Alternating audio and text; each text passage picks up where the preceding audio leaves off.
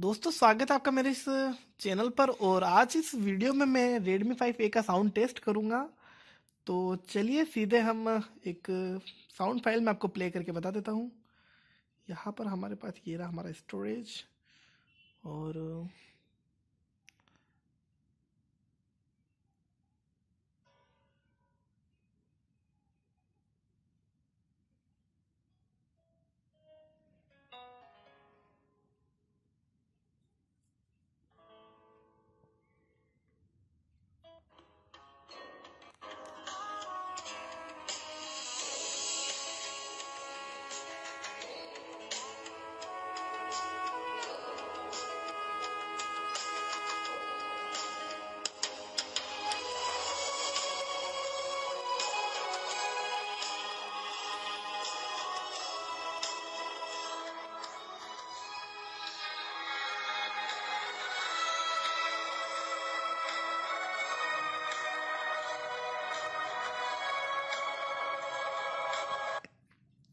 तो दोस्तों जैसा कि आपने सुना कि इसका साउंड काफ़ी बेहतरीन है।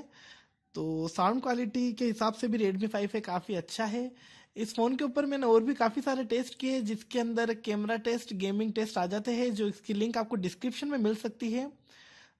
तो उन लिंक पर क्लिक करके आप उन टेस्ट को भी देख सकते हैं।